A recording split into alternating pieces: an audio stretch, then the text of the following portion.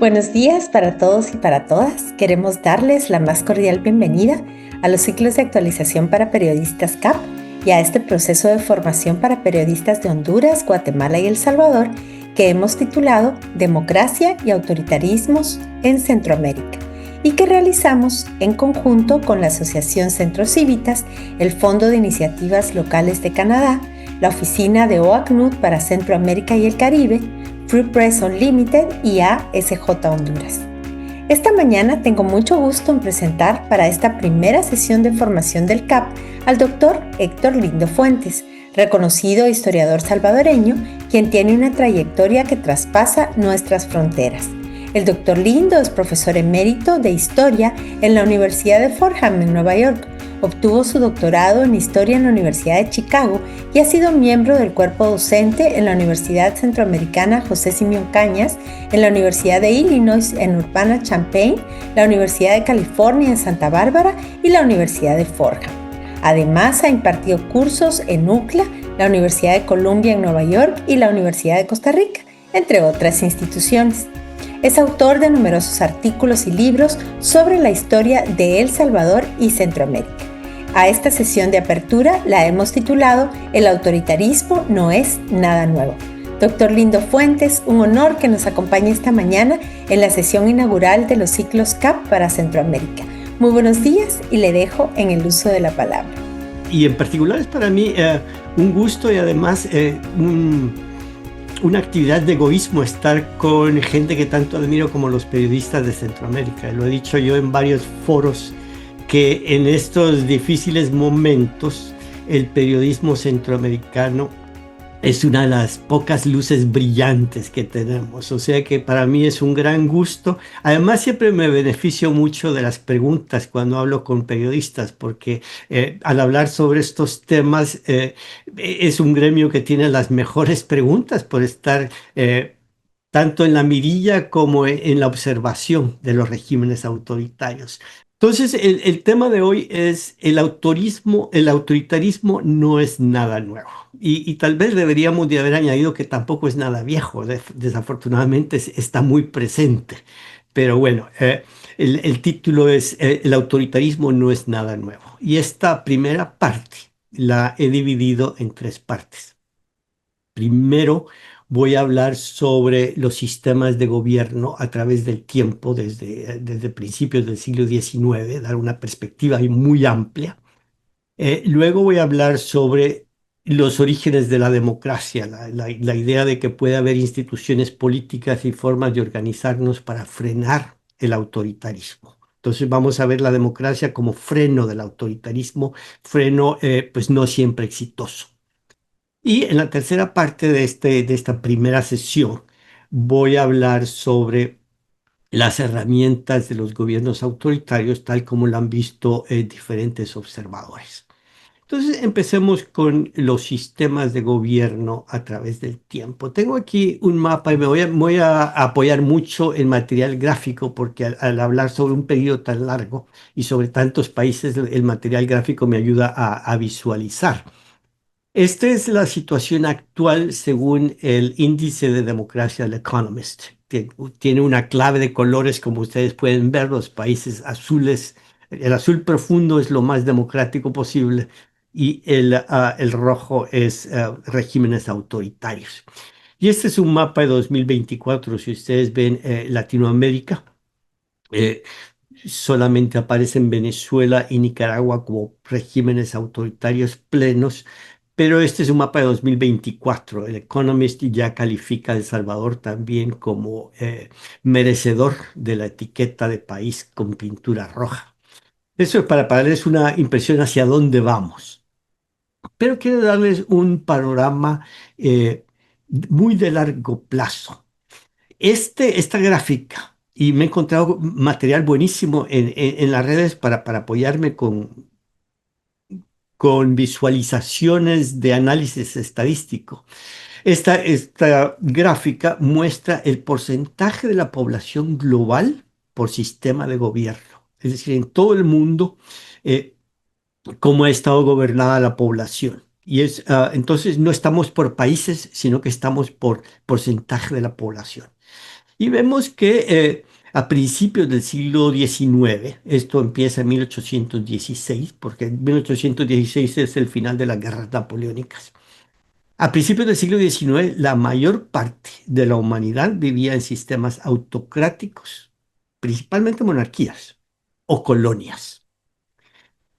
Entonces, esto va a evolucionar a través del tiempo hasta llegar a el tiempo actual, donde más de la mitad de la población mundial vive en democracias, pero persisten las autocracias, lo que han desaparecido son las colonias.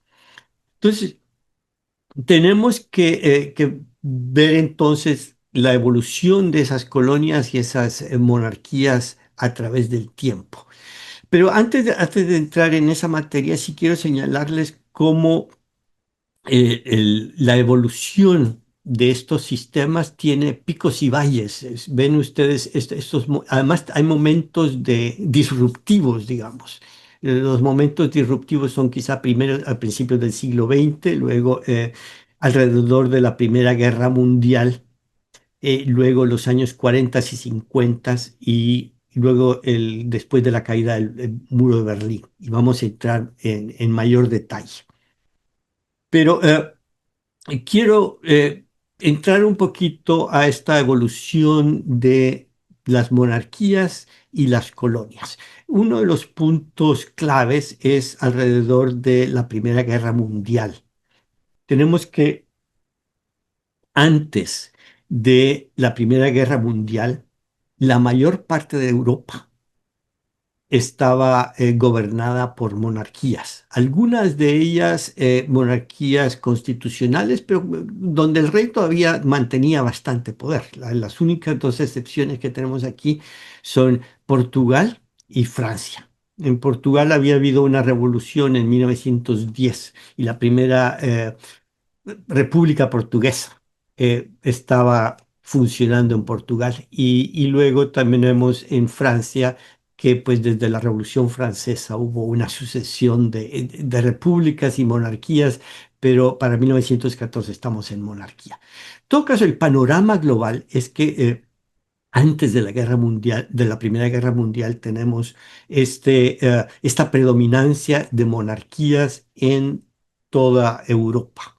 Y una de las imágenes más vívidas de esta situación es la reunión de reyes en Inglaterra para los funerales de Eduardo VII en 1910.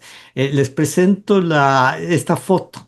Es una foto histórica muy conocida realmente, quizá muchos de ustedes ya la han visto, pero que representa de manera muy visual esa Europa previa a la Primera Guerra Mundial. El, el rey de Noruega, el rey de los búlgaros, eh, el Kaiser alemán, el rey de España, y además todos eran primos, que es una idea de esa visión. Pero para 1919 esta situación había cambiado totalmente. Aquí ven ustedes que después de la Primera Guerra Mundial tenemos que el número de repúblicas ha aumentado y el número de monarquías ha disminuido. Las repúblicas en este caso son rojas. Es un poco confuso porque los otros mapas usan el autoritarismo con rojo, pero aquí son las repúblicas. Entonces el rojo se ha expandido, el número de monarquías, aquí tenemos la comparación a la par uno de lo otro para que vean el cambio dramático que se ha dado. Al mismo tiempo, tenemos una evolución de los imperios coloniales. Las monarquías disminuyen y también vamos a ver una evolución de los imperios coloniales. Los imperios coloniales que por supuesto son regímenes autoritarios regidos desde el centro del imperio que proyectan su poder hacia las colonias. Eh, la evolución de de los gobiernos coloniales durante el siglo XIX es no de disminución o de aumento, sino que cambio de localización geográfica. Para 1800, a principios del siglo XIX, tenemos que el principal poder colonial va a ser va a ser España. Las colonias latinoamericanas, lo que ahora llamamos Latinoamérica, en aquella época era el virreinato de la Nueva España y el virreinato del Perú. Eh, y África y Asia todavía no tienen gran presencia colonial. El imperio ruso sí, sí era grande, pero y el imperio inglés estaba empezando a situarse. Pero para finales del siglo XIX tenemos que el, ah, el sistema colonial ha cambiado de localización geográfica. Los países latinoamericanos se han independizado de España, pero los poderes coloniales europeos se han desplazado hacia África y Asia. Ha habido una verdadera competencia por África en- entre los imperios europeos. Cada uno tenía que tener un imperio africano y se divide en África de una manera escandalosa realmente. Y hubo eh, experimentos coloniales que llegaron al punto de genocidio con unos niveles de crueldad tremenda, ¿no? Y solo para darles un ejemplo, seguramente ustedes no han oído hablar, o pocos de ustedes habrán oído hablar sobre Leopoldo II de Bélgica, que fue el propietario del Congo belga. El Congo belga no era una colonia de Bélgica, sino que del rey de Bélgica. Y fue una carnicería espantosa, fue unos niveles de esclavización horrorosos, tanto que se le ha comparado con Hitler. Pero por supuesto, ahora Bélgica pues no es una potencia de la que se hable mucho y no se habla mucho de Leopoldo II, pero los niveles de crueldad fueron tremendos. Pero a lo que voy es que durante el siglo XIX hay un desplazamiento de las colonias, pero los poderes coloniales siguen teniendo una presencia tremenda, que es una forma en que se ejercía el autoritarismo a través del mundo.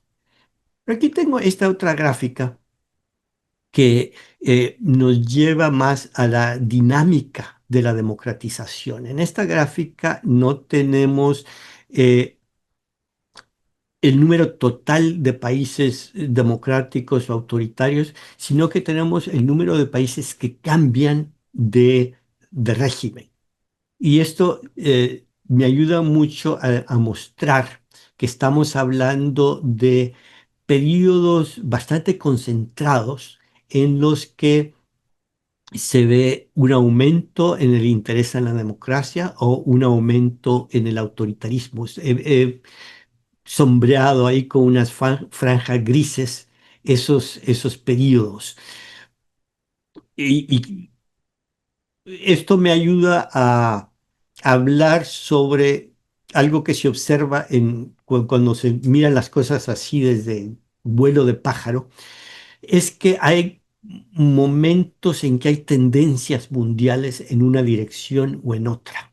Y creo que ahora mismo, en el año 2025, estamos viviendo uno de esos cambios tectónicos.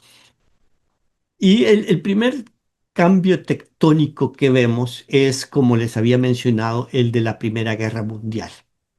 Estamos hablando del periodo aquí, esta franja nos ilustra entre principios de la Primera Guerra Mundial hasta ya los años 20, ya cuando se habían consolidado los efectos de la Primera Guerra Mundial, y en medio, al final de la Primera Guerra Mundial, tenemos un aumento en el número de países que adoptan un sistema democrático.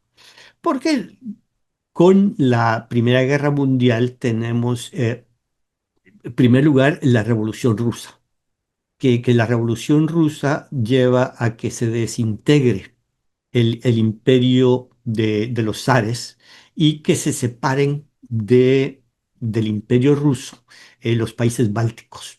Y los países bálticos van a adoptar por un tiempo más o menos breve el sistema democrático.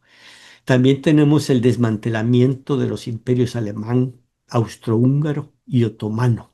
Y esto lleva a la creación de nuevos estados que a menudo adoptaron constituciones democráticas. Además, en los países que participaron en la Primera Guerra Mundial, se dieron cambios sociales debido a los reclutamientos y a los cambios sociales debidos al hecho de que había muchos soldados en el frente. Por ejemplo, las mujeres participaron mucho más en la industria. Y esto llevó a que las monarquías constitucionales ampliaran la franquicia del sufragio. Por ejemplo, el sufragio femenino tiene mucho que ver con el papel que jugaron las mujeres al interior de Inglaterra, por ejemplo, durante la Primera Guerra Mundial. Entonces, aún las monarquías constitucionales ampliaron su democratización, digamos. Entonces tenemos varios fenómenos que nos llevan a que aumente el nivel de democracia a través del mundo alrededor de la época de la Primera Guerra Mundial. Por supuesto, esto va a cambiar en los años 20 cuando se empiezan a instalar regímenes fascistas en Italia con Mussolini y más adelante cuando llega Hitler y luego Franco, ya para los años 30 ya todo este proceso de democratización pues ha llegado a su fin. Tenemos otro periodo con ola de democratización, los otros picos en este mapa del número de países que van adoptando en esta ola el sistema democrático. Y estamos hablando de los años 40 y de los años 70. Eh, en los años 40 tenemos el fin de la Segunda Guerra Mundial. Como hemos visto, las guerras mundiales tienen efectos sistémicos muy grandes. Y por supuesto, después de la Segunda Guerra Mundial, tenemos que Alemania del Oeste, Alemania Occidental, adoptó un sistema democrático. Italia, después de la caída de Mussolini, Austria, Grecia, Japón y además India y Corea del Sur, en parte inspirados por los cambios de la Segunda Guerra Mundial. Pero también tenemos otra dinámica en la dirección opuesta, y como eso lo pueden ver arriba en la parte roja, que es el número de países que van aumentando o que se van incorporando a sistemas autocráticos. Tenemos que después de la Segunda Guerra Mundial, la Unión Soviética empieza a ejercer más influencia sobre Europa del Este y tenemos cambios en ese sentido con los países bálticos, Ucrania, Belarus, que van a formar parte entonces del bloque soviético. Y este mapa nos da una idea de cómo, estos dos mapas, de cómo cambia la situación de 1938, antes de la guerra, a 1945. Tenemos que los países bálticos en 1938 eh, Estonia, Latvia, Lituania. Latvia es Letonia, Estonia, Letonia y Lituania, parte de Belarus y parte de Ucrania tenían independencia, pero eso va a cambiar en 1945. Vamos a ver, aquí está. Cuando la Unión Soviética ya se va a expandir. Y a eso hay que añadirle además que países como Polonia, Rumania, Bulgaria, Hungría, van a caer dentro de los países de lo que se llamaba en aquella época la cortina de hierro. Entonces tenemos que después de la Segunda Guerra Mundial hay cambios muy importantes que nos van a llevar por un lado, a la democratización de ciertas partes de Europa occidental, pero luego cambios en el lado de la esfera soviética, que va a aumentar el nivel eh, de regiones dominadas por el autoritarismo. Entonces, esta es otra ola importante, el periodo alrededor de la Segunda Guerra Mundial. Y luego tenemos otro periodo fuerte del que el número de países donde vamos a tener un cambio de dirección hacia la democratización se va a dar a finales del siglo XX, con la caída del muro de Berlín, que se usa un poco como símbolo histórico. Tenemos que eh, hay una ola de democratización muy fuerte en Europa del Este, con el colapso del poderío de la Unión Soviética y la caída de la cortina de hierro, que eso va a tener también efectos sobre Latinoamérica, inclusive África y Asia, porque no es solamente la caída de la Unión Soviética como sistema político, sino también el fin de la Guerra Fría, que abre posibilidades. Cuando se pierde esa idea de la amenaza del comunismo que tanto preocupaba a los Estados Unidos, se crea un ambiente propicio para que los países latinoamericanos experimenten con la democracia. Entonces tenemos este otro periodo de una fuerte ola de democratización.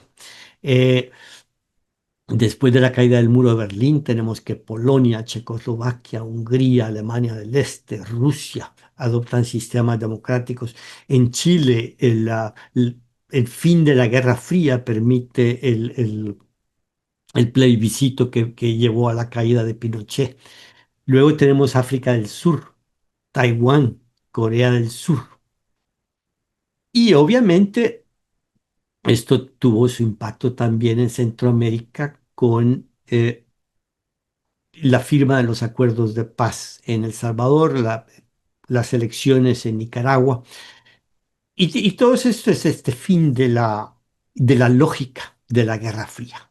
Y de hecho, ahora que hablamos de Centroamérica, ya más específicamente, todos estos periodos, todos estos picos de democracia a los que hemos hablado después de la Primera Guerra Mundial, después de la Segunda Guerra Mundial y en los años 80, todos tuvieron su impacto en Centroamérica.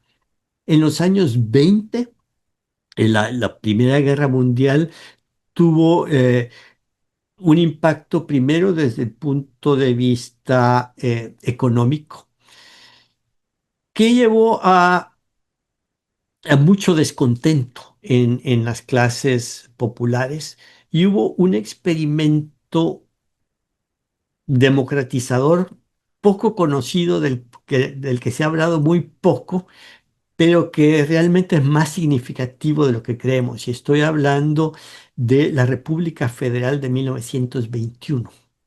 Eh, Algunos de ustedes sabrán, quizá todos, que en 1921 hubo una república federal que incluía a Guatemala, El Salvador y Honduras. Duró pocos meses, pero hubo una asamblea constituyente y se escribió una constitución que estuvo vigente como 6 meses. Y era una constitución bastante liberal que le daba el voto a las mujeres. El sufragio femenino fue parte importante de esa constitución, le daba más derechos a los trabajadores, instituía la semana laboral de 40 horas. Entonces fue un momento democratizador muy interesante, pero como ocurre con frecuencia con los momentos democratizadores en Centroamérica, pues no duró mucho. Los caudillos de Centroamérica se encargaron de eliminar esa posibilidad, ese sueño. Luego, en los años 40, después de la Segunda Guerra Mundial, también tuvieron su impacto en Centroamérica. En los años 40 tenemos el famoso año de 1944, en que cayeron el dictador Martínez y el dictador Ubico en Guatemala. Y eso tuvo un impacto, también forzó a Carías Andino a, a liberalizar un poco el sistema y llevó eventualmente a la presidencia de Gálvez. Y inclusive Somoza tambaleó. Y los años 80, ustedes saben también, pues todo el impacto que tuvo el fin de la Guerra Fría en Centroamérica. Pues solo quería mostrar que estos picos y valles han tenido su impacto entre nosotros. Ahora, hemos visto que a pesar de los tropiezos en el largo plazo, el mundo ha pasado de no tener ninguna democracia a principios del siglo XIX a una situación ahora, en el siglo XXI, en que más de la población mundial vive en democracias. Entonces, esto me lleva al siguiente paso: cómo se va a ir expandiendo la idea de que la democracia es un sistema deseable. Eh, entonces, quiero hacer un repaso muy, muy breve de los hitos de la democracia.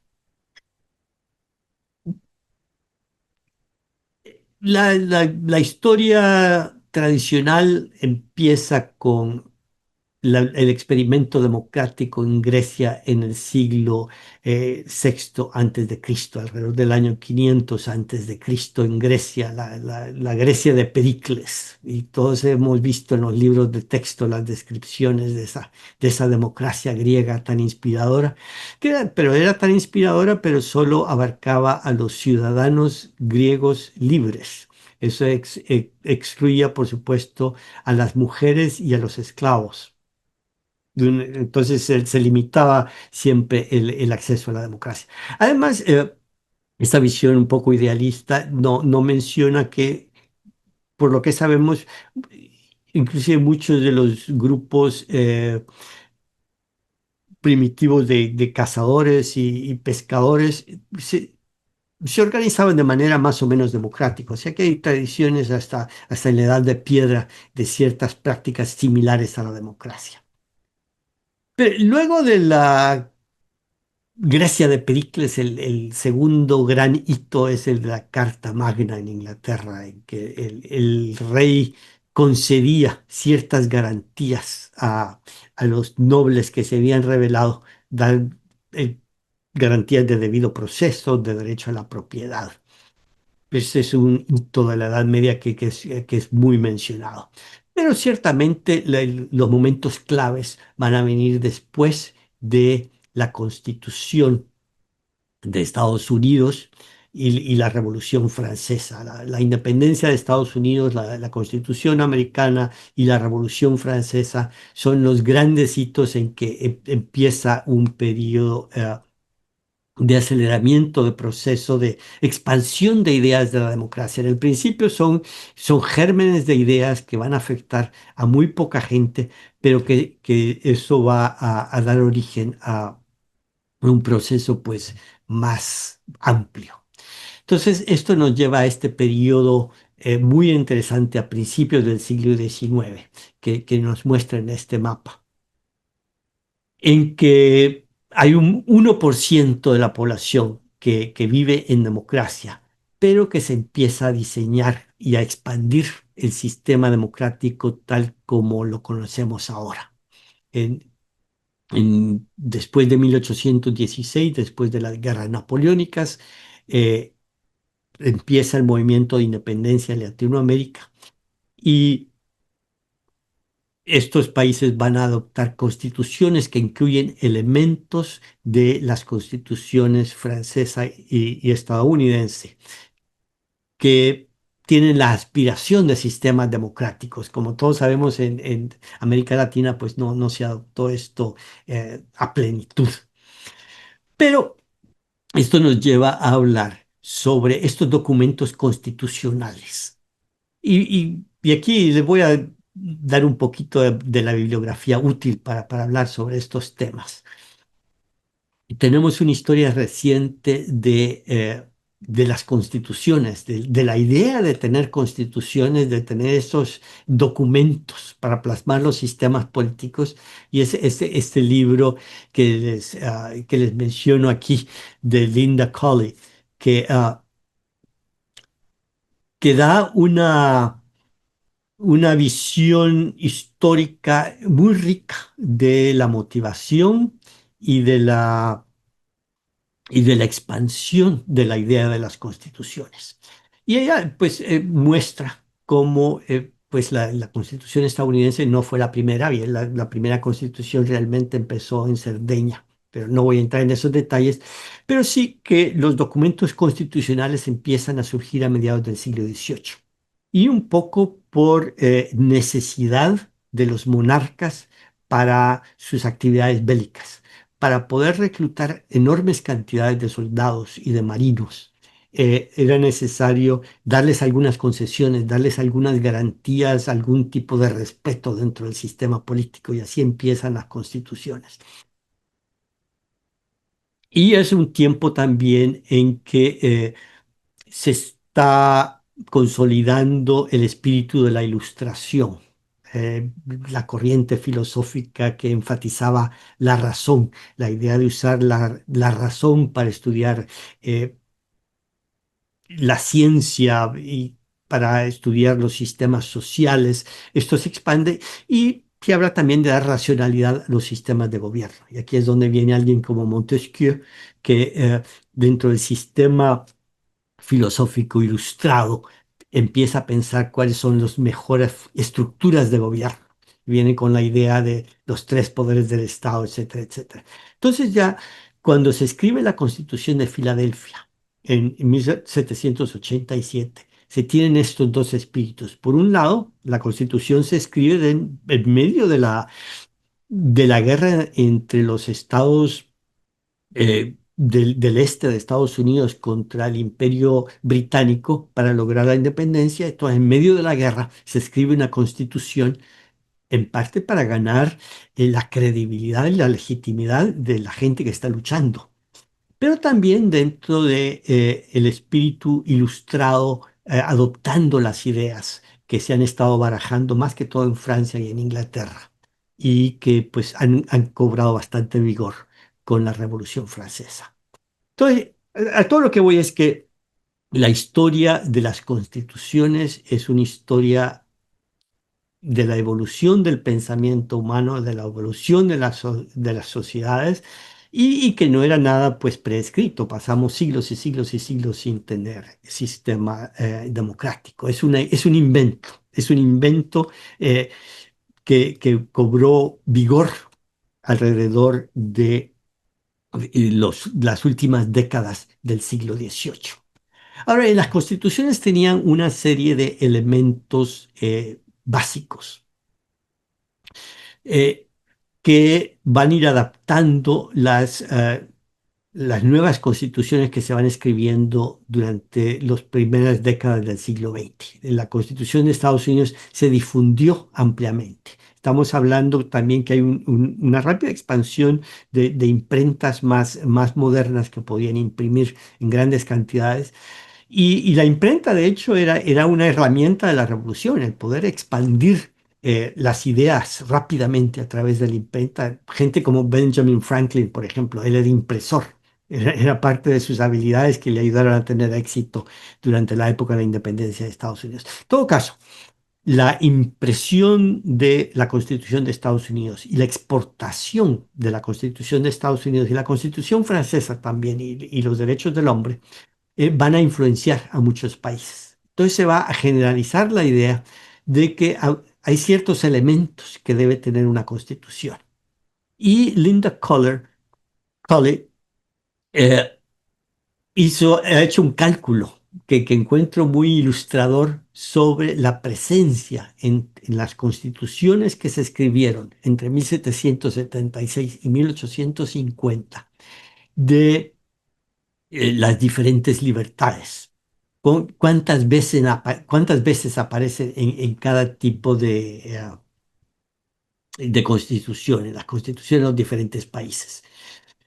Tenemos que la libertad de prensa es la más popular, de hecho, y la libertad de movimiento la menos popular, pero todas estas libertades fueron discutidas y aparecen en mayor o menor medida en las diferentes discusiones, en las diferentes constituciones. Ahora, sí hay que enfatizar que durante el siglo XIX y buena parte del siglo XX, el problema de la igualdad de acceso a las libertades que daban las constituciones siempre estuvo presente. Siempre hubo restricciones por raza, por género, por propiedad, por alfabetización. Siempre fueron documentos de aplicación imperfecta, de alcance imperfecto. pero sí esta tecnología política de las constituciones que incluyen ciertos elementos, ciertas libertades, es algo que se va expandiendo a lo largo del siglo XIX. Pero, como hemos visto, es algo que no cubre todo el mundo y que no se aceleró, sino hasta el siglo XX realmente. Ahora bien, surge la pregunta de por qué algunos países toman el camino dictatorial y otros países toman el camino de la democracia. ¿Qué es lo que lleva a que algunos países se inclinen más hacia la democracia y otros países no se inclinen a la democracia? Eh, Aunque haya constituciones, de hecho, muchos países autocráticos adoptaban constituciones, pero eh, son marcos legales, pero el sistema político interno no conducía a que se usaran en plenitud y que a veces se convertían las constituciones en instrumentos de las autocracias, como lo vemos ahora. Entonces, ¿qué explica esto? ¿Cómo tenemos que unos países se van por un lado y otros países se van por otro lado? Hay formas de explicar esto. Hay desde las historias con héroes y villanos, con grandes héroes democráticos que triunfan y villanos autocráticos que fracasan, y explicaciones más profundas que tratan de analizar la relación entre los diferentes grupos sociales. Y aquí uno de los principales análisis que tenemos es el de Barrington Moore, que es realmente uno de los padres de la sociología histórica, hace un gran estudio comparativo de diferentes sistemas políticos, Francia, Inglaterra, Estados Unidos, Alemania, Japón, China, Rusia. Se alimenta de la historia de todos estos países para comprender por qué tomaron diferentes caminos. Y él hace un análisis como buen sociólogo de la relación entre los diferentes grupos sociales. Entonces, Barton Moore lo que hace es que analiza la relación de poderes entre los diferentes grupos sociales, principalmente entre la burguesía y la democracia. Perdón, la burguesía y la aristocracia. Y encuentra que en países como Francia, Inglaterra y Estados Unidos, donde se había consolidado una burguesía comercial, durante los siglos XVII y XVIII y se había debilitado la aristocracia. Eh, Había más posibilidad de una democracia liberal, de que la evolución histórica llevara hacia una democracia liberal. En cambio, en países como Alemania y Japón, una fuerte aristocracia hizo que la burguesía comercial sintiera la necesidad de mantenerse como aliada de la aristocracia. Y la modernización de la economía se va a llevar a cabo por esta alianza de aristocracia con burguesía y eso va a llevar a sistemas fascistas realmente. Y luego en China y Rusia, donde la burguesía era muy débil y la aristocracia era muy opresiva, eso llevó a una rebelión del campesinado, de los peasants, como se diría en inglés, y eso lleva a regímenes comunistas. Pues esta fue un análisis muy influyente y muy rico en posibilidades. Pero por supuesto que esto no incluye los países afectados por el colonialismo. Que afectaba a gran parte del mundo. Y los países bajo régimen colonial, cuando se van a independizar, se encuentran con grandes obstáculos. Se encuentran que se les deja con economías extractivas, dependientes, sistemas de trabajo forzado, donde los sistemas políticos previos al colonialismo han sido destruidos, donde los poderes coloniales dejan sistemas burocráticos diseñados para el control autoritario. O sea que hay una debilidad fuerte en el análisis de Barrington Moore, pero lo interesante es que hay una pregunta importantísima sobre por qué unos países toman un camino y otros países toman otro camino. Y para concluir esta sección, que tenemos pocos minutos, eh, voy a entrar brevemente a la gente que ha pensado sobre eh, cómo funcionan los regímenes autoritarios que han prevalecido por tanto tiempo. Y aquí voy a mencionar tres autores. Hannah Arendt es una filósofa y pensadora alemana judía que después de la Segunda Guerra Mundial se refugió aquí en Nueva York. De hecho, ya daba clases en la New School y escribió un libro muy influyente, Los orígenes del totalitarismo, pensando qué es lo que había vivido ella, por qué los nazis habían podido tener tanto éxito. Luego tenemos desde otro punto de vista ah, de un creador, de un literato muy incisivo, con pensamiento muy penetrante, George Orwell, con sus novelas 1984 y Animal Farm, que realmente está pensando no solo en el autoritarismo fascista, sino que también en el estalinismo y que también piensa sobre cómo se construye el autoritarismo. Y el último que voy a hablar es sobre el libro de Ruth Ben-Ghiat, que es bastante reciente, que hace un estudio comparativo de regímenes autoritarios en todo el mundo, desde Hitler a Pinochet.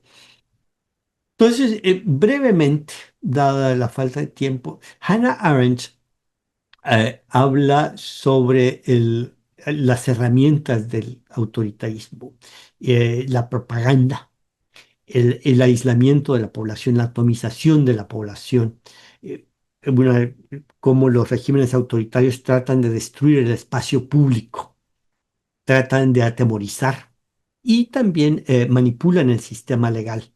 Eh, la pretensión de que existen constituciones, de que existen leyes, pero todas están al servicio del sistema autoritario y también la herramienta de identificar enemigos. Hay un enemigo común que es culpable de todos los problemas sociales y hay que mantener en la mente de toda la población la existencia de ese enemigo común que justifica que hay un régimen autoritario.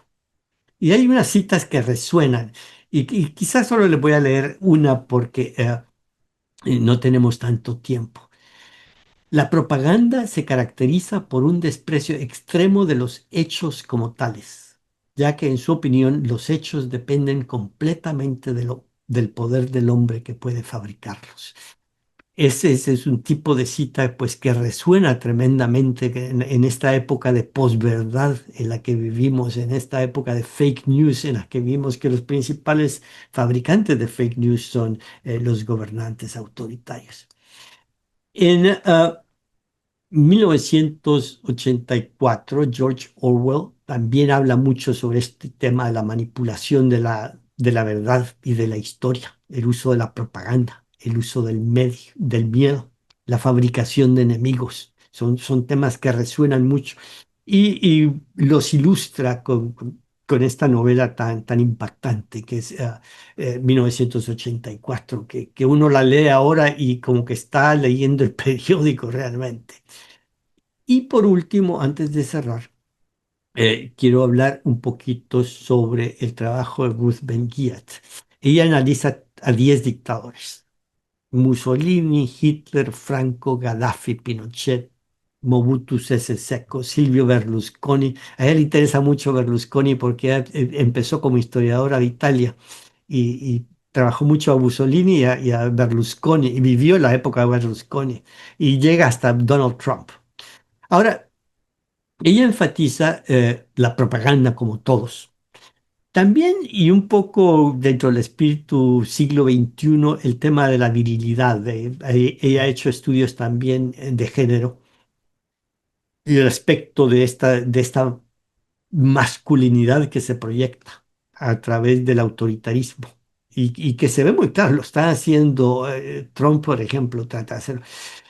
Y para finalizar, quiero hablar un poquito sobre lo que ella dice sobre la corrupción, que, eh, que no es suficientemente enfatizado por otros analistas, que es cómo la corrupción es utilizada por los gobernantes autoritarios, no solamente para enriquecerse ellos mismos, sino que como una herramienta para obtener lealtad. El rodearse de corruptos permite a los gobernantes autoritarios tener gente que se puede controlar, porque se sabe qué es lo que han hecho. Además, se les da una oportunidad de enriquecerse, pero saben que no pueden desviarse del camino porque están muy vulnerables por haber participado en actos de corrupción. Y también el hecho de que la existencia de entidades anticorrupción se manipula para evitar rendición de cuentas, pero también para perseguir a enemigos. Al enemigo se le acusa de corrupción, pero las personas que son afines al gobierno tienen derecho a corromperse, pero como ya no, como están totalmente controladas las instituciones eh, que tratan de controlar la corrupción, entonces los allegados que participan en corrupción están un poco atrapados por la tentación y por el miedo. Esta segunda parte la he dividido en dos partes. Primero voy a hablar sobre la transmisión del constitucionalismo a Centroamérica. Y aquí quiero limitarme solo al tema del constitucionalismo y creo que no voy a entrar al territorio que va a discutir Gerardo Monterrosa la próxima semana, porque no es esa mi intención, sino que todo lo que quiero hacer es mostrar cómo en estas primeras etapas lo que hemos visto va de alguna manera a tener un impacto en Centroamérica. Y en la segunda parte voy a hablar sobre la persistencia del autoritarismo en Centroamérica y entonces entremos a la transmisión del constitucionalismo a Centroamérica. Y aquí le pongo como portada la Constitución de Centroamérica de 1924, de 1824, la primera constitución que tuvimos, que fue la Constitución Federal. Estamos concentrándonos en ese periodo de principios del siglo XIX, en que solamente el 1% de la población vivía en democracia, en que se está diseñando el sistema tal como lo conocemos ahora. Ya han pasado la Revolución Francesa, la independencia de Estados Unidos, las guerras napoleónicas y los países de Centroamérica se han independizado en la década de 1820. En 1821 la independencia, luego el experimento con México y luego pues la independencia. Entonces tenemos como grandes inspiraciones la Constitución de Estados Unidos y el Bill of Rights, que van juntos. El Bill of Rights amplía un poquito bueno, enumera los principales derechos. Pero hay también otro instrumento intermedio, que es la Constitución Española de 1812. Durante las guerras napoleónicas, Napoleón invadió a España, puso a su hermano de rey de España y hubo un movimiento, una guerra en contra de Napoleón y se formaron las Cortes Españolas y los que estaban luchando contra Napoleón, para darse legitimidad y para reclutar gente un poco siguiendo las explicaciones de Linda Colley, eh, escribieron una constitución y con la participación de los miembros de las colonias españolas. Entonces, durante las Cortes Españolas en Cádiz de 1812, se nombraron representantes de todas las partes del Imperio Español, incluyendo Centroamérica, y hubo elecciones. Entonces, hubo una especie de primer experimento de participación y se pensó mucho sobre qué se quería que los centroamericanos dijeran en las Cortes españolas. Entonces hay un primer experimento constitucional de los centroamericanos al participar en las Cortes Españolas en Cádiz en 1812 y en la redacción de la Constitución Española. Y eso pone a pensar a muchos de los líderes intelectuales de Centroamérica. Luego, después de la independencia y después del fracaso de la anexión a México, pues ya los centroamericanos dicen, tenemos que tener nuestro propio documento constitucional y se nombra una comisión para escribir un proyecto, unas bases constitucionales para alimentar a la Asamblea Constituyente que se ha convocado y que va a escribir la constitución definitiva. Y tenemos que, pues, las mejores cabezas que han estado pensando sobre esos temas van a participar en la redacción de las bases constitucionales. Ahí tenemos a José Barrundia, a Isidro Menéndez, a Matías Delgado, a Pedro Molina, pues algunas de las mentes más importantes durante esta época en Centroamérica, que se reúnen a pensar, bueno, ¿qué vamos a decir en esta Constitución de Centroamérica? Ellos están adoptando esta tecnología política que se ha ido desarrollando a finales del siglo XVIII. Y ellos lo dicen claramente, que van a usar ideas de la Constitución de Estados Unidos, la de Colombia, la de Perú, y lo dicen claramente en las bases. Se refieren a los sabios angloamericanos, colombianos y limeños y cómo ellos pensaron en la estructura del poder ejecutivo.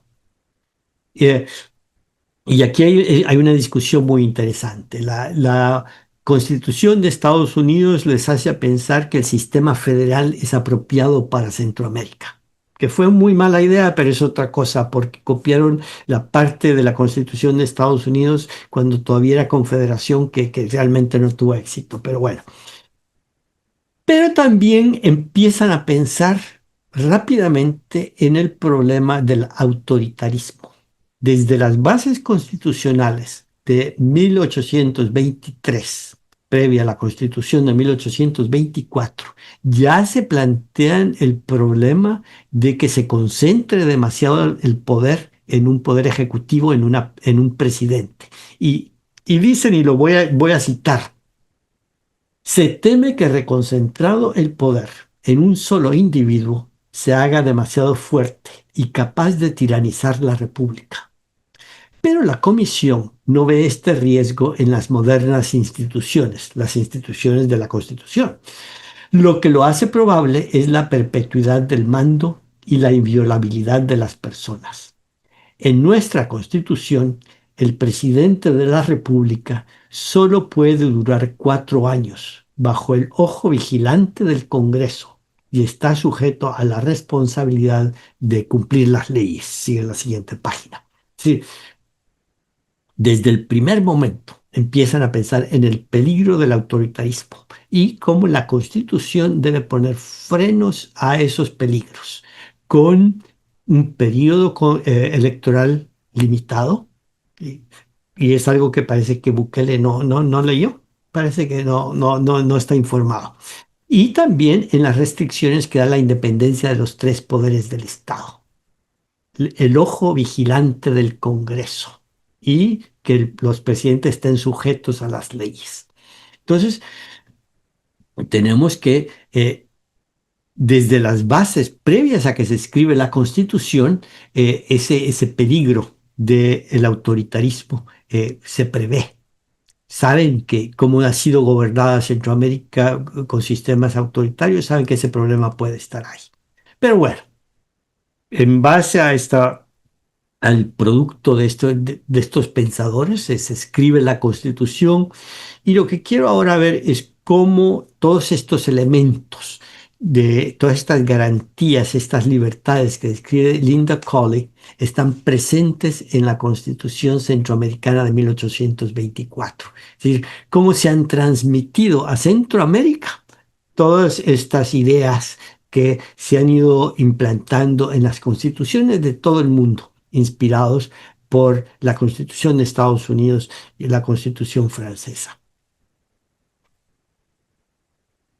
El primer problema es, por supuesto, el problema de la igualdad, que esto no se va a aplicar a todos, pero bueno, empecemos con la libertad de prensa, que como nos decía Ricardo, es algo que eh, estaba muy en mente de nuestros padres de la patria. Es lo primero que pensaron. Y el artículo 173 de la Constitución Federal dice claramente que el Congreso y la Asamblea ni las demás autoridades no podrán coartar en ningún caso, ni por pretexto alguno, la libertad del pensamiento, la de la palabra, la de la escritura y la de la imprenta. Ahora bien, esto no son ideas que vienen de la nada. Los centroamericanos habían estado pensando en esto desde que empezaron a publicar periódicos gracias a las garantías que les había dado la Constitución de Cádiz de 1812. Y la idea de la libertad de prensa va de la mano con la extensión de la prensa. Los primeros periódicos centroamericanos empiezan a hablar sobre esto. Y el que lo tenía muy claro era José Cecilio del Valle. Y aquí les presento un escrito de José Cecilio del Valle previo a la independencia. En su periódico El Genio de la Libertad, él dice, el padre de la patria, perdón, ¿cómo se ha conservado la tiranía en todos tiempos, en todos los pueblos, por la esclavitud de la imprenta? ¿Cómo se ha destruido la tiranía por la libertad de la imprenta? Esto es algo que todos ustedes lo tienen muy claro y creo que es lo que los inspira para trabajar en lo que trabajan. Que la prensa libre, es uno de los diques para contener el autoritarismo. Y desde aquí les doy las gracias a todos ustedes y mi admiración y sé todos los riesgos que pasan por luchar porque la libertad de imprenta, como nos decía José Cecilio del Valle desde antes de la independencia, es una forma de evitar que se conserve la tiranía. Pasemos a la siguiente libertad, la libertad de cultos. Y aquí vamos viendo una tendencia importante, que es la de la adaptación de los centroamericanos de estos principios que les venían desde fuera.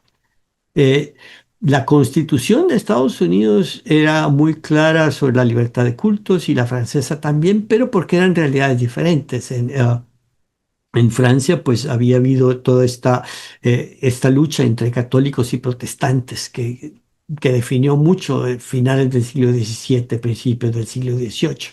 Y en Estados Unidos, el origen mismo de la patria estaba en los puritanos que habían llegado a lo que más tarde fue Estados Unidos, huyendo de la opresión que habían recibido en Inglaterra.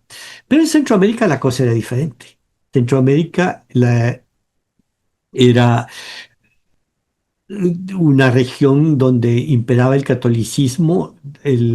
La corona española había estado directamente aliada con la iglesia y además la mayoría, bueno, quizá no la mayoría, pero muy buena parte de los líderes de la independencia y buena parte también de los diputados en la Asamblea Constituyente eran sacerdotes. Entonces, la Constitución Federal Centroamericana fue muy clara. La religión es la católica, apostólica, romana, con exclusión del ejercicio público de cualquier otra. Aquí no estamos hablando de libertad de prensa, aquí vamos a adaptar las libertades a nuestro criterio y nuestro criterio es que la libertad de cultos no nos interesa. Aquí todos somos católicos, todos nos portamos bien y no vamos a tolerar que lleguen estos protestantes. Los pocos protestantes que habían eran generalmente comerciantes extranjeros y en la práctica se les toleraba porque se hacía negocio con ellos. Luego tenemos el habeas corpus. Ahora, cuando llegamos al tema del habeas corpus, no aparece explícitamente en la Constitución, pero lo que sí aparecen son 3 páginas de artículos tratando de poner límite a los abusos del sistema legal de poner en prisión a las personas. Y esto va en parte como reacción a lo que habían vivido, los abusos que habían sufrido durante los años previos a la independencia. Pero también un temor a la manipulación del sistema policial y legal para poner a las personas en prisión. Son 3 páginas de artículos para dar garantías en contra de los abusos de poder para poner a las personas en prisión. Luego tenemos el tema de la soberanía popular. En la superficie hay una idea de soberanía muy amplia. Eh, para el tiempo, ¿no? Eh, los ciudadanos estaban descritos como todo hombre es libre en la República. No puede ser esclavo el que se acoja a sus leyes, ni ciudadano el que trafique en esclavos. Son ciudadanos desde la República naturales del país o naturalizados en él, que fueran casados o mayores de 18 años, siempre que ejerzan alguna profesión útil o tengan medios conocidos de subsistencia. Aquí no hay exclusión por motivos de raza. No se excluyen a los indios, pero sí se excluyen a las mujeres, por ejemplo. Y no se crean criterios de propiedad, pero sí se crean criterios de que se trabajen. Además, se perdía la ciudadanía al ser sirviente, porque los sirvientes no tenían autonomía de decisión. Pero hay una cierta amplitud relativa en la definición de la democracia en el sentido de que no tiene, de la ciudadanía en el sentido de que no tiene las limitaciones que se encuentran en otras constituciones en América Latina. Pero la soberanía popular, a través del voto, tenía todo tipo de restricciones. A la hora de salir con reglas para la elección de los diputados para las asambleas, por ejemplo, se creaban todo tipo de espacios indirectos para evitar que el voto fuera directo. La población, la primera elección popular, lo que hacían era elegir en juntas populares a electores que iban a elegir a los diputados. Había 2 instancias en que se elegían electores y de esos electores elegían a otros electores hasta elegir los diputados en la asamblea, ya fuera constituyente o legislativa. Sí, se ponía todo tipo de barreras para evitar que el voto popular fuera demasiado popular. Esa restricción que va a representar algo muy duradero y muy característico en el sistema político centroamericano, y eso lo vamos a ver más adelante, que es esa desconfianza en que las masas populares tengan la capacidad de decidir. Entonces había que buscar la forma en que los líderes fueran electos por personas de la élite, sin dejar demasiado espacio para que esas masas populares poco educadas en las que no se podía confiar, que posiblemente fueran indígenas, que no tuviera una participación directa. Entonces, al hablar de soberanía popular está presente de alguna manera en la Constitución de 1824, pero ya se ve ese síntoma que se va a encontrar a lo largo de la trayectoria política, que esa soberanía popular, pues que no sea demasiado realidad. La libertad de expresión, pues está presente en el artículo que ya les leí, ¿no? Que es el mismo artículo de la libertad de imprenta o libertad de prensa, también contempla la libertad de pensamiento y de palabra. Está ahí presente.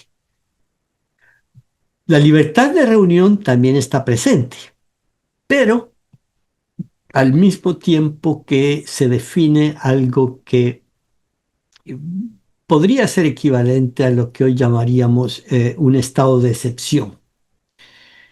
Dice que las autoridades no podrán, sino en el caso de tumulto, rebelión o ataque con fuerza armada a las autoridades constituidas, impedir las reuniones populares. Es decir, las reuniones populares se pueden llevar a cabo.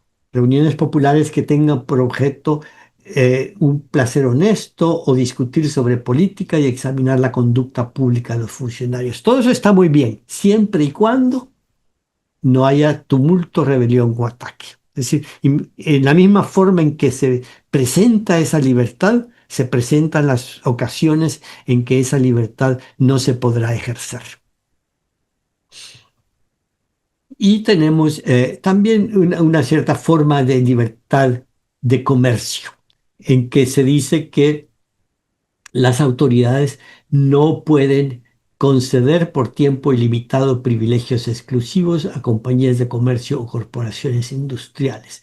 Y la forma que está redactado tiene mucho que ver con la forma en que se hacían negocios antes de la independencia. Compañías que tenían privilegios que recibían de la corona, lo que le permitía establecer de alguna manera eh, monopolios y crear oligarquías, porque tenían estos privilegios exclusivos de largo plazo. Eso se trataba de evitar.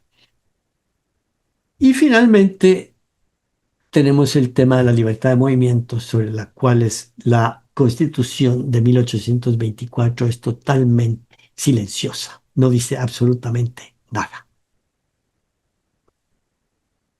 Pero lo que quería dejar en claro es que los principales elementos de las constituciones que se van a generalizar en todo el mundo. En la primera mitad del siglo XIX también están presentes en nuestras constituciones. Somos parte de esa nueva tecnología política que viene desde finales del siglo XVIII y a principios del siglo XIX.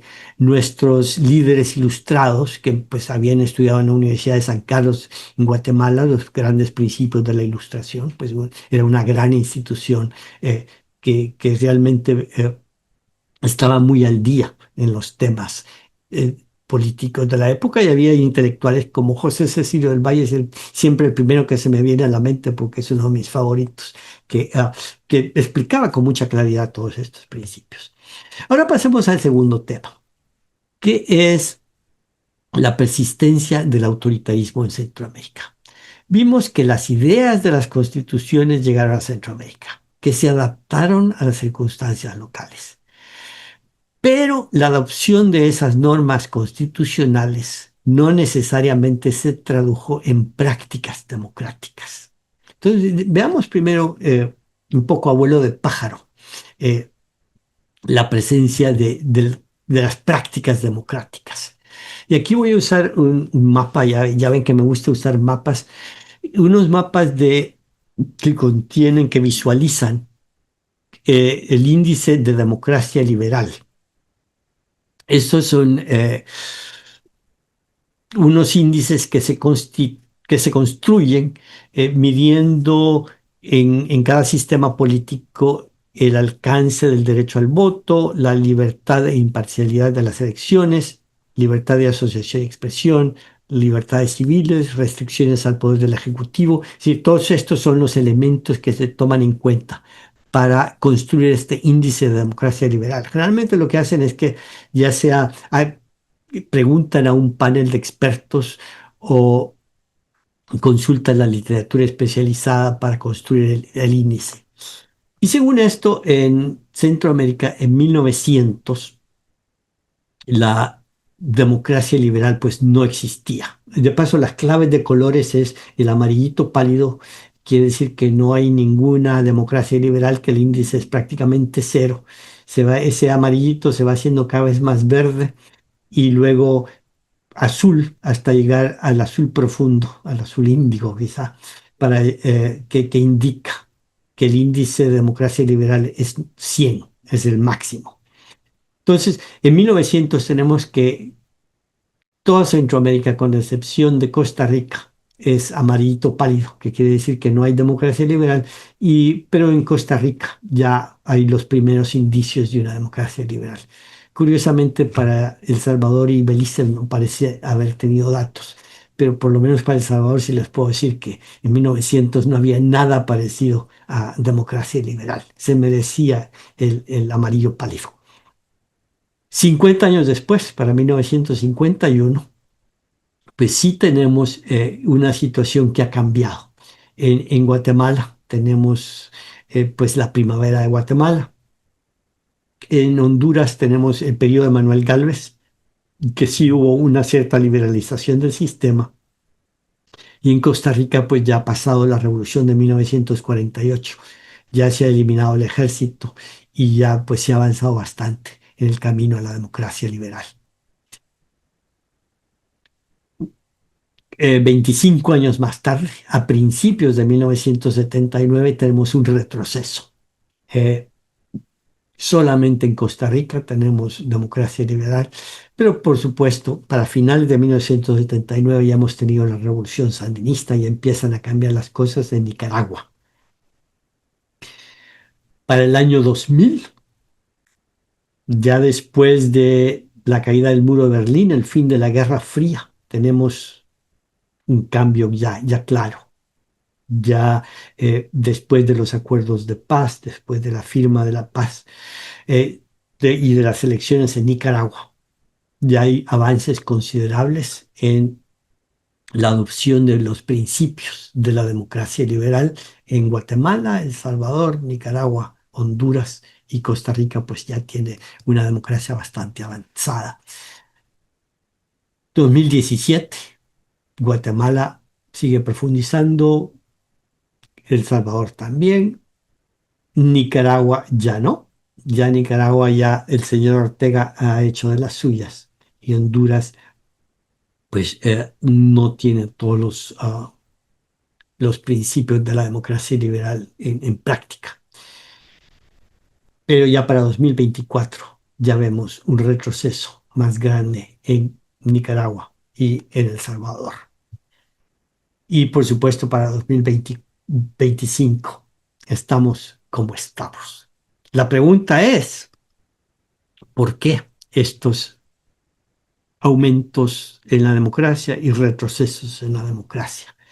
Que hay que algunos países se inclinan mucho hacia la democracia y otros menos.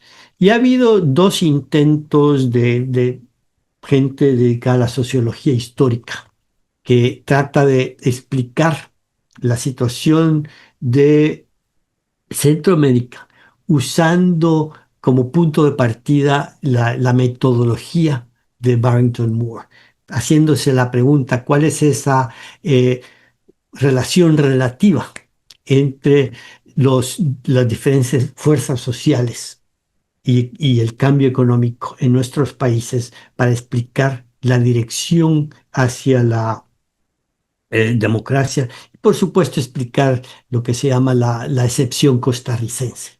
Estoy refiriéndome al trabajo de John Weeks, una interpretación de la crisis centroamericana, que es un artículo de 1986. Y luego el trabajo más ambicioso, más detallado de James Mahoney, que se llama Radical Reformist and Aborted Liberalism, que es una obra de 2001, en lo que se trata de explicar la persistencia del autoritarismo en Centroamérica y esas oscilaciones que siempre nos llevan de regreso al autoritarismo.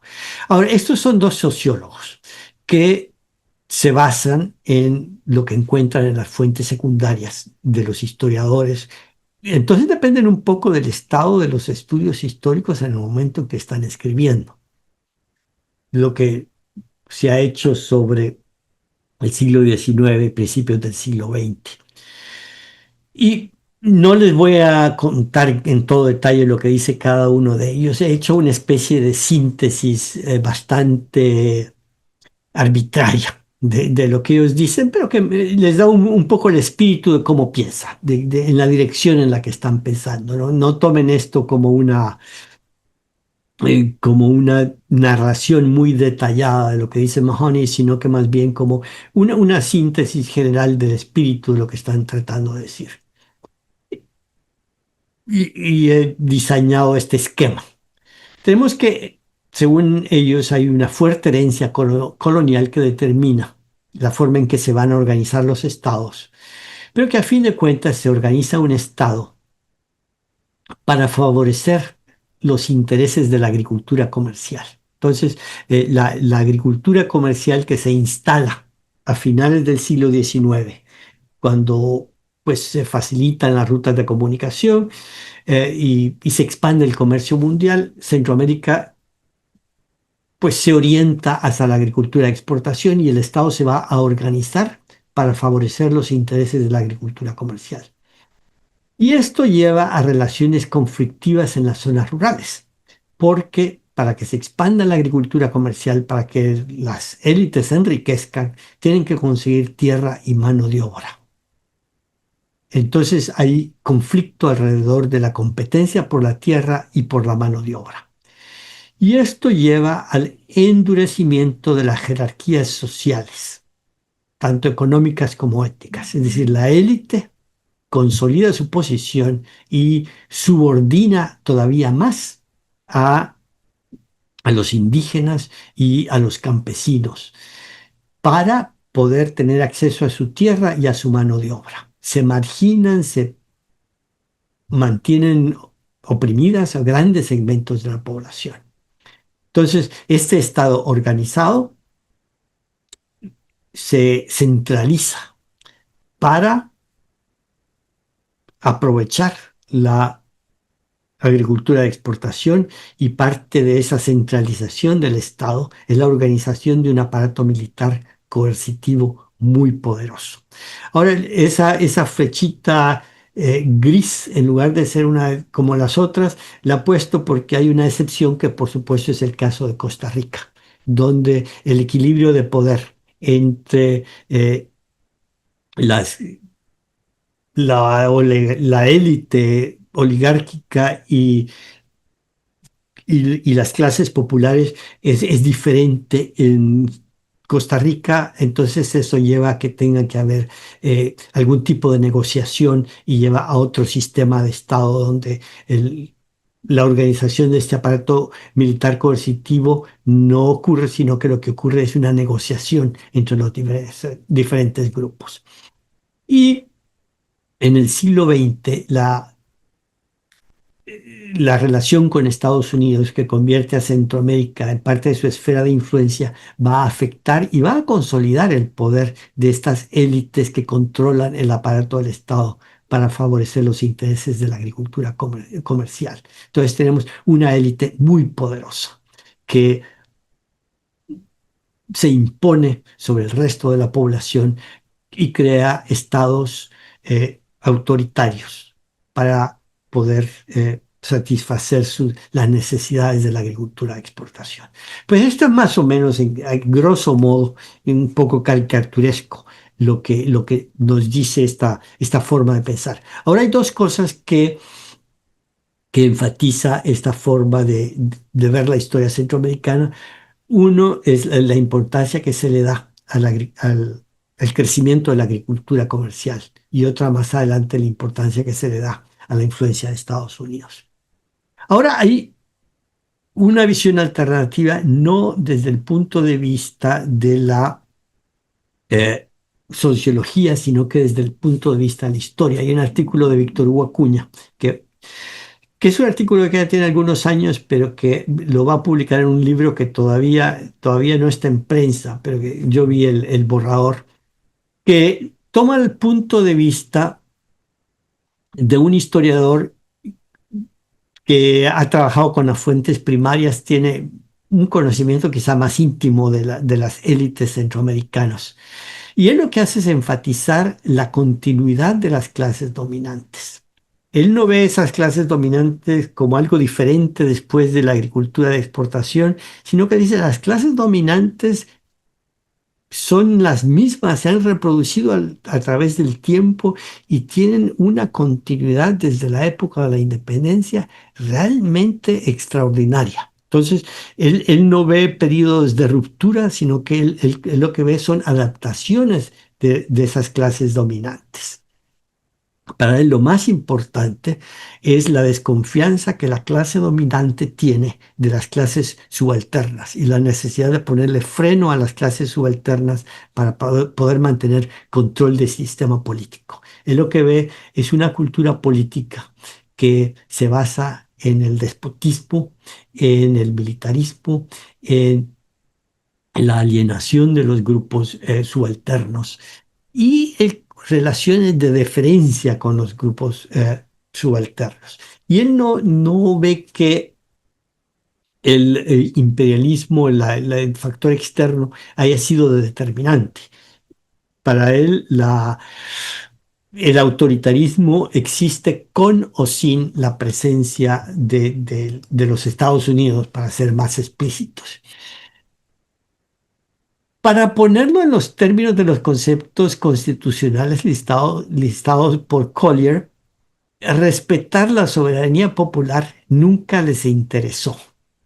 Se estimaba que el pueblo real, no el ideal de los textos constitucionales, que el pueblo real no estaba preparado para ser libre.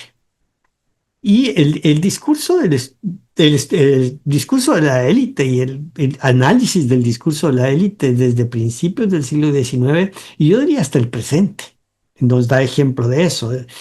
No quiero traicionar confidencias, pero yo puedo pensar en conversaciones con algunos compañeros de colegio, no todos, por supuesto, que me decían exactamente lo mismo, que el voto de ellos ¿cómo va a ser igual al voto de los campesinos? Que no, no sé si ustedes hayan tenido la misma experiencia, pero tal vez lo podemos discutir a la hora en que hablemos en periodo de preguntas y respuestas.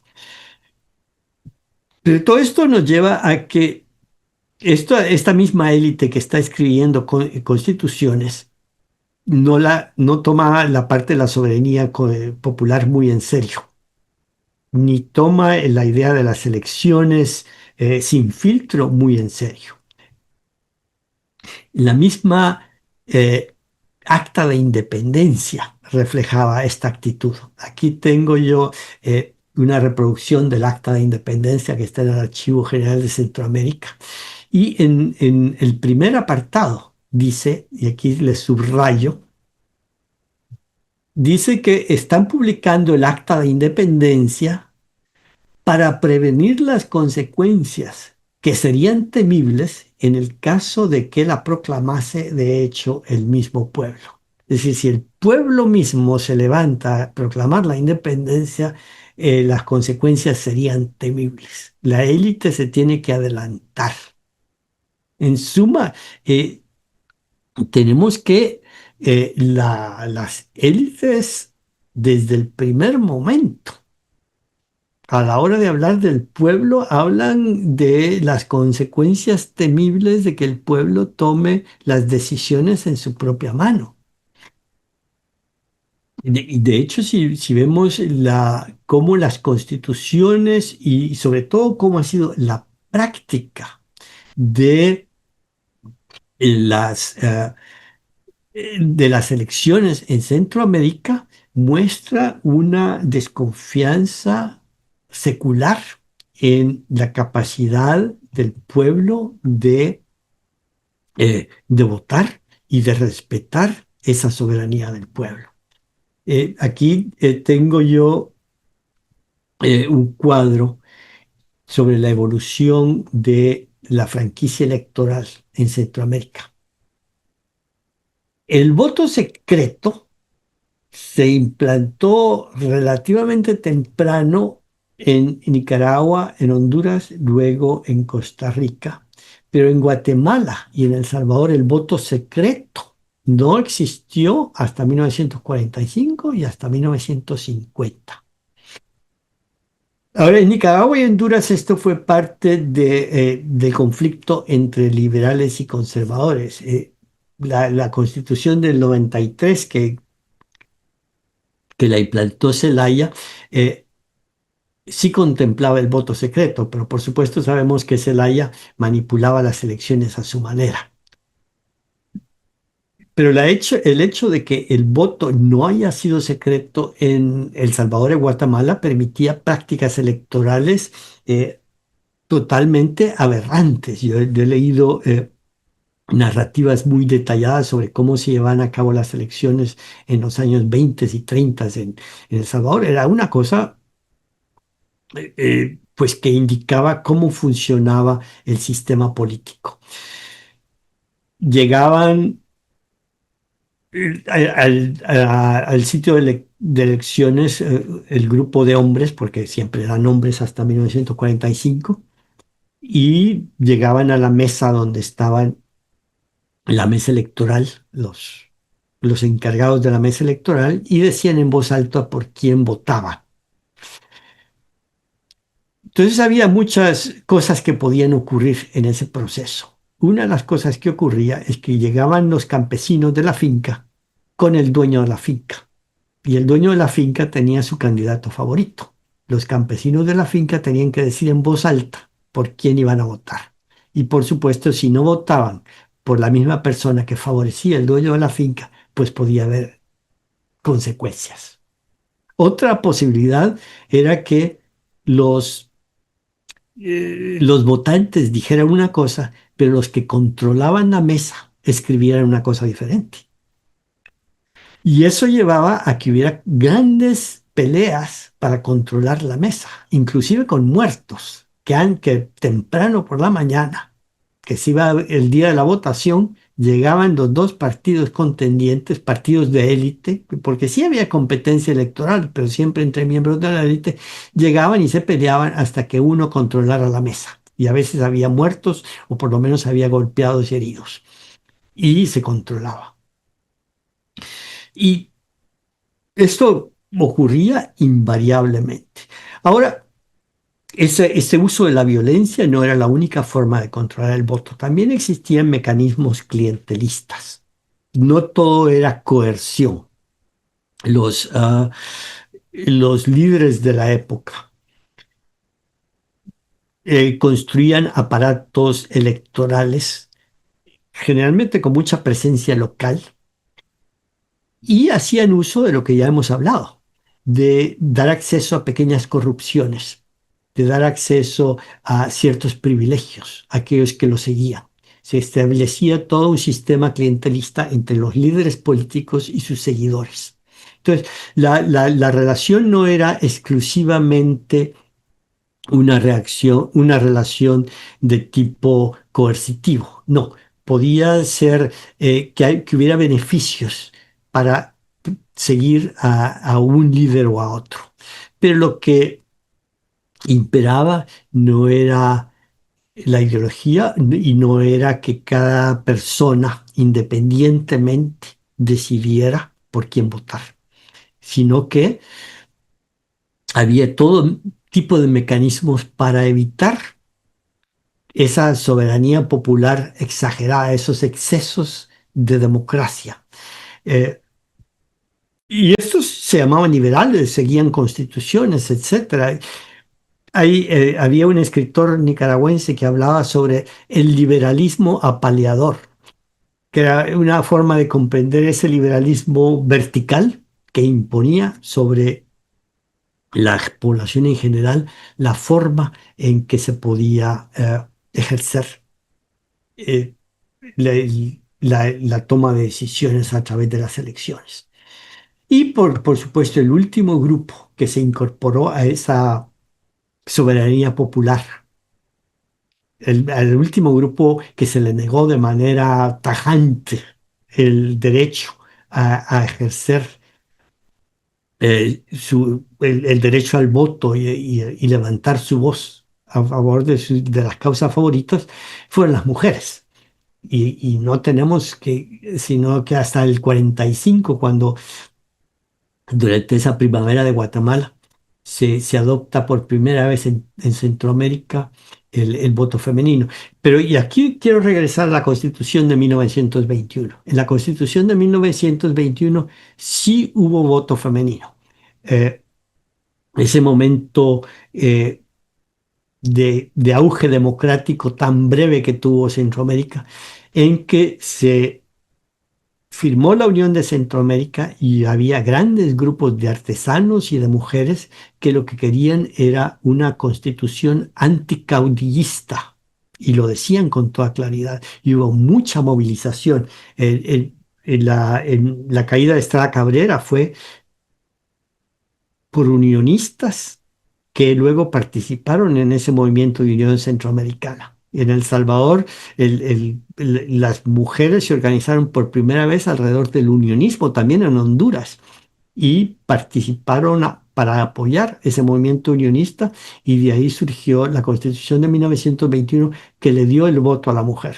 Y yo he encontrado que aparentemente en El Salvador sí hubo un voto en el que participaron mujeres, pocas y todo, pero participaron. En todo caso, es en los momentos de apertura económica, política, en que se da algún tipo de credibilidad a la soberanía popular. Eso ocurrió en 1921, eso ocurrió luego y después de la Segunda Guerra Mundial, en los años 40, finales de los 40, principios de los 50, donde hubo esa liberalización del sistema político, inspirado por la Segunda Guerra Mundial. De hecho, en Nicaragua y en Honduras tenemos que la liberalización del sistema político que incluyó el voto femenino tiene que ver con las medidas que se tomaron para evitar que les ocurriera lo mismo que había ocurrido en Guatemala y El Salvador, donde había caído los dictadores. Pero antes de terminar, solamente les quiero mostrar la última versión de lo que les estoy hablando. Es el no permitir que todos voten. Esta es la papeleta de votación en Nicaragua en 2021, donde todos los partidos han sido cancelados y solamente se puede votar por el presidente Daniel Ortega Saavedra y su vicepresidente Rosario Murillo. Muchas gracias al doctor Héctor Lindo Fuentes por habernos acompañado en esta primera sesión del CAP sobre democracia y autoritarismos en Centroamérica.